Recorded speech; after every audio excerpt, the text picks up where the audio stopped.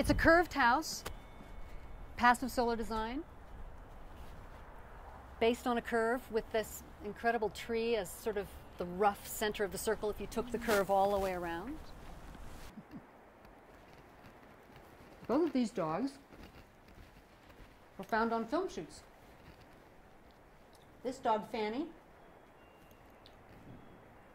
came from the Navajo reservation. I found her in the uranium tailing piles. She was starving and too close to the uranium. It was an intense film called Homeland. I was going to show you this also, which is, tell me about the glare, Eliza. It's probably not great. You're good.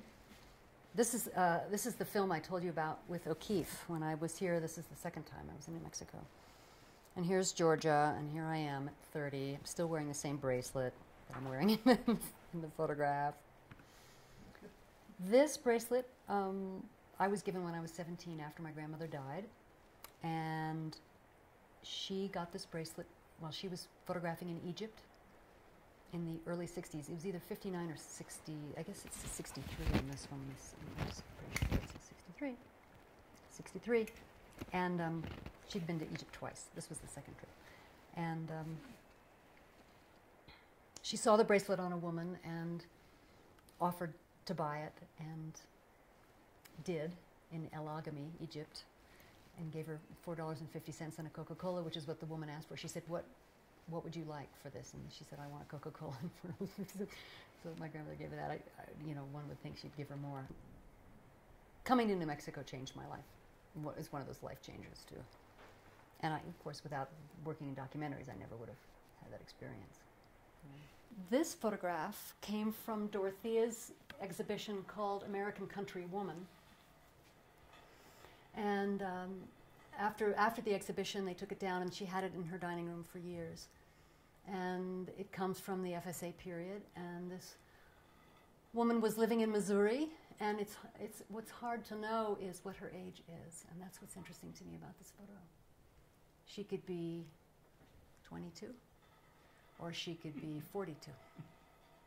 You don't know. And so she lives with me. People go, oh my God, that's a depressing photo. I look at her and I think about her life, and I think about her, and I think about my grandmother shooting it, and I think about how the light plays on one cheek and not on the other.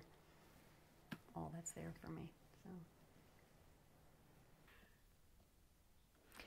Well, if you look in the history books, one would say Annapurna was a great achievement.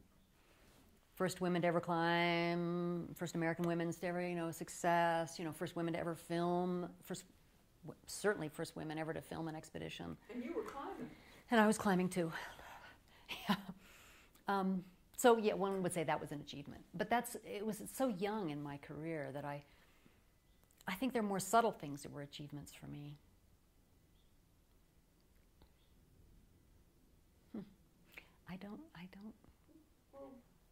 I think the duration of work and just my commitment to the work has been my greatest achievement. That I've really, really loved the work. I've paid a price for the work. If we talk about family and we talk about sort of the peripatetic life. But I think my greatest achievement has been my love and commitment and loyalty to the business, to my craft. There I was in New York, a place that I had never imagined that I would ever be in, that didn't particularly speak to me as someone who was in the Bay Area. But I quickly found out what an incredible place it was, and that led to many, many films and projects in Europe and other places. So I found myself living in New York and now going to Europe a lot, and then going to Africa a lot, and then going to all these other places. LA at the time felt to me very much feature film based and commercial based. And I was extremely stimulated by New York and felt that it also was a place that had more aspects of life going on than just the business. So, and that was appealing. And that was appealing to me. In the ways that documentaries and features, the difference between documentaries and features, documentaries using all of you, features using your beautiful technical skills, I felt the same about living in either of these places, that one would only hone my craft further and I would be more focused just on the business. Whereas living in New York and then therefore and going to Europe as much in Africa, I was seeing the world in a different kind of way. So, and New York is spectacular, you know, it's great. So the plan was actually, after 11, 12 years in New York, that I decided that I wanted to leave. It's perhaps a different question, and an interesting one though. And my agent and I'd been shooting some commercials, and I was kind of flavor of the month for a moment in terms of shooting commercials. I'd done some of the early Infinity car stuff. I had done, and suddenly it was, you know, Backstage was doing interviews with me. I was suddenly, you know, Variety, and my agent said, "Well, this is the moment. You got to go to Los Angeles right now." And I thought, and I had wanted to leave New York, and I thought, okay, and I just couldn't make myself do it. I needed more out of life than just being in the business. And it was probably a slightly crippling effect on my career. Well, let me ask you about the Hannah Senesh film. Okay. Because it's the one on the... Shot that in the Czech Republic. Yeah. What do you know? What was your most memorable experience on that particular job? Going to Israel. And shooting in the Czech Republic, of course. Wonderful, wonderful crew. Shooting in a prison that the Czechs have not yet, it's closed, but it hasn't been refurbished in any way, and it's just sitting there. And we got permission to work in this place that's, it was very intense being there. But that was just one of those wonderful things that you get to be in a prison for weeks with no controls. They sent no one to watch us. We had a location manager, but we were able to use, and this prison, I climbed through walls and went up to turrets and all these places that were just, oh, amazing. What were you after when you were... I was after light. I was after what I could shoot. I was shooting in a number of mediums. I was shooting in Super 8 film, black and white and color.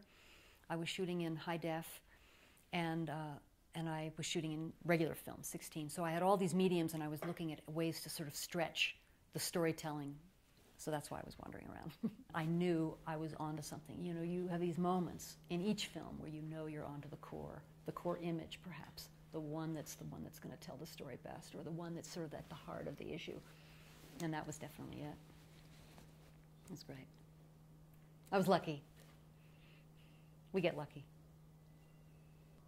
The Hannah Senesh story is very tender. It's a very difficult story. It's a story that needs to be told. And I met Hannah's family. I met and grew close to them. Her uncle, Eitan, particularly, Eitan Senesh. And I met David Senesh, her other uncle. And, you know, my world opened up. I'm not Jewish. You know, I live in Santa Fe, New Mexico, and there I was in Israel getting a full dose of what happened in the war, the early Palestine days, the early Israel days, the kibbutz days. I mean, I learned an enormous amount. And all of that just, you know, it's all in me. It's a shame I don't have children, because I have so much I could share. I don't know, life is tender. It's fragile. Grab it. I don't know. You just have to go for it. I don't know what else I would say. I think the documentaries have given me more than I can imagine.